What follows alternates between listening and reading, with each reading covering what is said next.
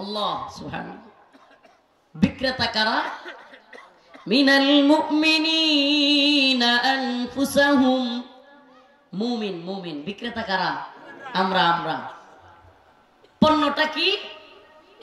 আনফুসাহুম ওয়া আমওয়ালাহুম, জান এবং মাল। ক্রেতা কে? আল্লাহ। রাত্র বেশি হয়েছে, পুতায় গেছেন নাকি? মই সঙ্গে বেড়ান তো পুতায় না।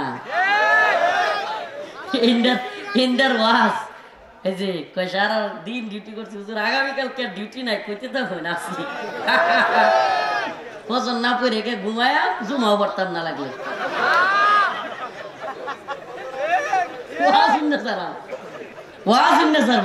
ফজর না পড়ে ঘুমায়া জুম্মা পড়। আস্তাগফিরুল্লাহ, সবাই ইস্তিগফার করেন। আস্তাগফিরুল্লাহ ওয়া আতুবু ইলাইহি। আল্লাহ আমাদেরকে মাফ করে দিক, বলেন আমিন। সারা বাংলাদেশে প্রতি বছর সিজনালি লক্ষাধিক ওয়াজ মাহফিল হয়। কতগুলো? লক্ষাধিক। ৬৪,০০০ গ্রাম বাংলা, প্রতি গ্রামে কমসে কম 2টা করে ধরেন, ১,২৮,০০০ নাকি কম 8 হ্যাঁ 120 2টা করে। কোনো কোনো গ্রামে 4টা 5টাও হয়। এমন কোনো গ্রাম নাই মনে হয় যেটা তো হয় না। ঠিক না?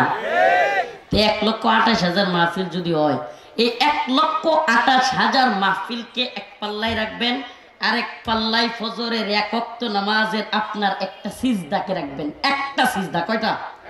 এই একটা সিজদা এই ১,০০,০০০ মাহফিলের চাইতে ওজন বেশি হয়ে যাবে। কি হবে এই মাহফিল দিয়ে? যদি আপনার ফজরের সালাত, ফজরের নামাজ মিস হয়, কি হবে এই মাহফিল দিয়ে? এই জন্য ফজরটা পড়বো তো ইনশাআল্লাহ। যদি ফজরের নামাজ পড়েন, এই ওয়াদা দেন, তাইলে আর 20 মিনিট কথা বলবো ইনশাআল্লাহ। ৪৪ বাজে 16 মিনিট, 3টা পর্যন্ত। আমারে কি আপনাকে রবট মনে হয় নাকি? না, আমিও মানুষ। 2টা মাহফিল করছি, একটা রাজেন্দ্রপুর আর একটা কাপাসিয়া থেকে আরো মনে হয় 15-20 কিলো ভিতরে, প্রায় সে আমরায়। কি কয় এটা? আমরাইদের পাশেই আর একটা বাস স্ট্যান্ড, রেল স্টেশন আছে কাউরা, ওই ওখানে গেছি। কই রাজেন্দ্রপুর, কই আমরাই।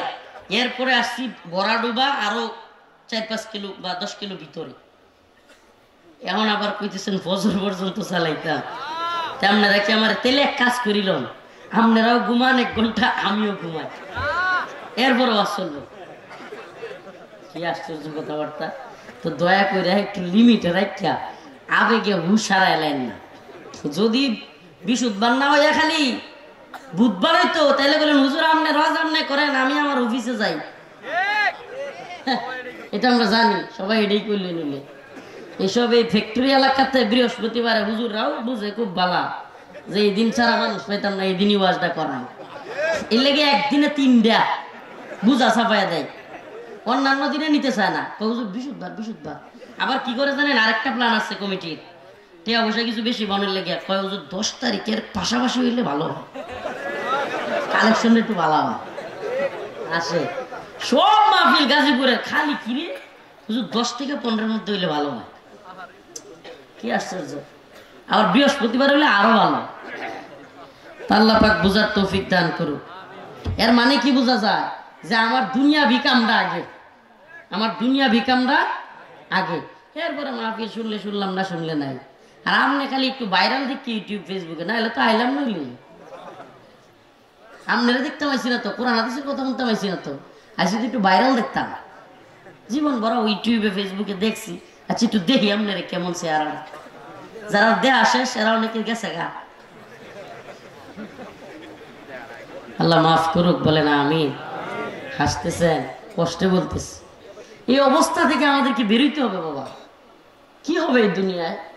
এই যে গদবাধা অফিস করতেছেন, এই সকাল 8টায় উঠে 12টা পর্যন্ত 11টা পর্যন্ত ডিউটি প্রতিদিন, সপ্তাহে 1 দিন একটু ছুটি। এই যে চলছে তো চলছে গদবাধা জিন্দেগি। দিন শেষে বউরে একটু খুশি রাখতে চান, নিজে একটু খুশির জন্য ওই নেত্রকোনা, ময়মনসিংহ বা বিভিন্ন অঞ্চল, শেরপুর, জামালপুর থেকে এসে অফিস করেন, এনে থাকেন একটু সুখের জন্য। সুখ কে এসে পাইছেন? সুখ কই? সুখ ধরা দিছে? দেয় নাই, দিবেও না। এই যে গদবাধা জিন্দিগি চলছে, যেই বউরে খুশি করার লেগে, যেই সন্তান রে, যেই ভাই বোন রে বা নিজের পরিবার নিয়ে ভালো থাকতে চাইতেছেন, দিন শেষে যার লাগি খাটেন এদের কাছ থেকে কষ্ট পান, এছাড়া কিচ্ছু না। আমি বক্তা, অমুক মুফতি, অমুক ইমাম সাহেব, খতিব সাহেব, অমুক নেতা, সবার খবর নিয়ে দেখেন, যে পরিবারের জন্য করে দিন শেষে তারাই কষ্ট দেয়। যাদের জন্য খাটেন, যাদের জন্য করেন, তাদের কাছ থেকে কষ্ট পাওয়া লাগে। সব দিবেন, তবুও কইব তোমার সংসার থেকে কিচ্ছু পাইলাম না। এটা একটা গদবাধা কথা, কইব এটা কিছু করতে পারবেন না এই দুনিয়াতে। ওমা হাদিহিল হায়াতুদ দুনিয়া ইল্লা লাগু ওয়া লাইব ওয়া ইন্নাদ দারাল আখিরাতা লাহিয়াল হায়াওয়ান। আল্লাহ পাক বলেন এই যে দুনিয়ার জিন্দেগিরে খেল তামাশা, কি এটা খেল তামাশা। ওয়া ইন্নাদ দারাল আখিরাতা লাহিয়াল হায়াওয়ান, আখিরাতের জিন্দেগি হলো চিরস্থায়ী। এই ক্ষণস্থায়ী জিন্দেগির জন্য আজকে আমরা আখিরাতের জিন্দেগিকে বরবাদ করতেছি। নামাজের খবর নাই, আল্লাহর বিধানের প্রতি তোয়াক্কা নাই, অথচ খেল তামাশার পিছনে ছুটছি তো ছুটছি। আসেন আজকের ব্যবসাটাই, দুনিয়ার ব্যবসা তো করছেন, একটু জায়গা ফালায় রাখেন। এই যে কালকে অফিসে নাই, এরপরের দিন অফিস আছে, এগুলো একবারে মাথার থেকে একটু জায়গা ফেলায় দেন। বিবেকের বন্ধ দরজাটাকে একটু খুলেন, একটু একটু ক্লিয়ার কনসেপ্ট, একেবারে মাথাটাকে একটু ফ্রেশ করে দুইটা কথা শুনেন। এই গভীর রজনীতে আসেন একটু আল্লাহর সাথে ব্যবসা করি। এই দুনিয়ার ব্যবসাগুলো বাদ দেন। এই দুনিয়ার ধোঁকাবাজির দুনিয়ায় কাউকে খুশি করতে পারবেন না, আপনি চ্যালেঞ্জ করলাম। আল্লাহ রসুল নিজে বলেছেন, বনি আদমের মুখ কালো মাটির সাথে সাক্ষাৎ হওয়ার আগে তার আশা শেষ হবে না। আপনার সন্তানের আশা শেষ হবে না, বউয়ের আশা শেষ হবে না, পাওয়া শেষ হবে না। যতই দেন তবুও বলবে দিতে পারেন নাই, তবুও বলবে কিচ্ছু করতে পারেন নাই। অথচ মাটি যখন কবরের মাটি লাগবে তখনই একমাত্র আশা ভরসা শেষ হবে। অতএব সেই আখিরাতের চিন্তা আসেন করি।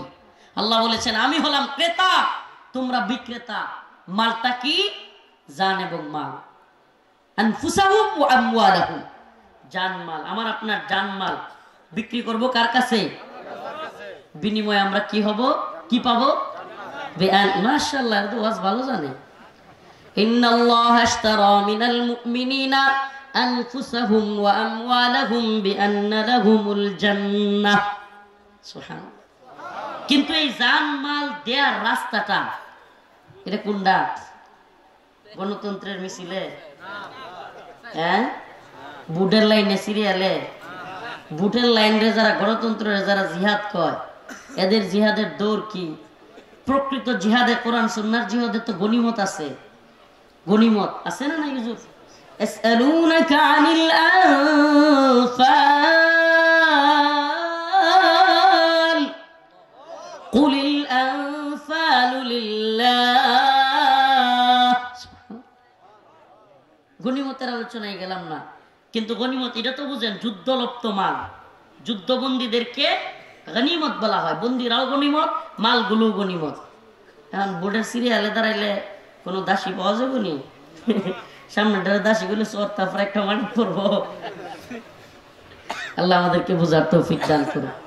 প্রকৃত জিহাদ, যুদ্ধ, সেই পথে দাওয়া এবং জিহাদের পথেই মুমিনের একমাত্র শান্তি, মুক্তি, কামিয়াবি। সুবহানাল্লাহ, সুবহানাল্লাহ।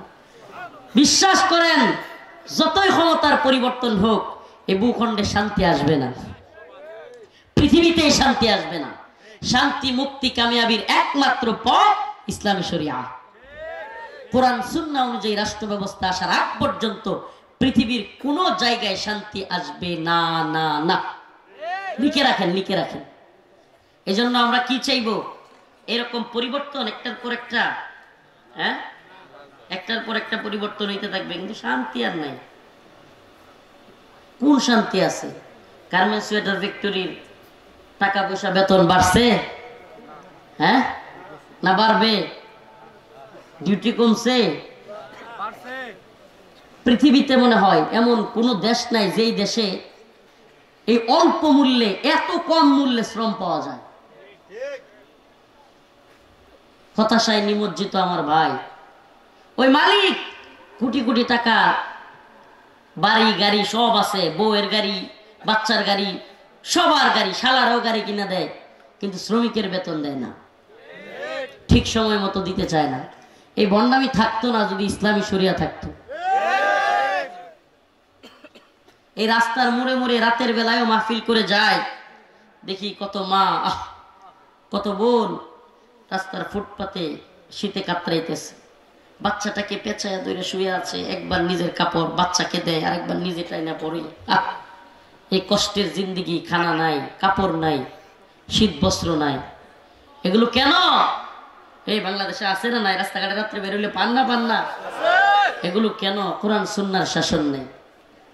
আসুন না আল্লাহর সাথে ব্যবসা করি, এই ভূখণ্ডকে কোরআনের রাষ্ট্র বানাই। কিসের রাষ্ট্র? কোরআনের রাষ্ট্র প্রতিষ্ঠা করতে হবে। এই তন্ত্র মন্ত্র দেখা শেষ। গণতন্ত্রের সাথে মিলে মিশে ইসলামের ভাবনা ভাবিস, বোকামি ছাড়ায় যে কিছুই না।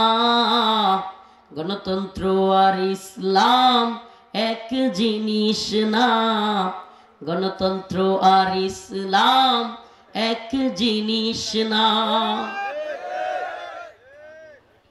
এই গণতন্ত্র মিছে মহামন্ত্র, এই গণতন্ত্র মিছে মহামন্ত্র, পশ্চিমে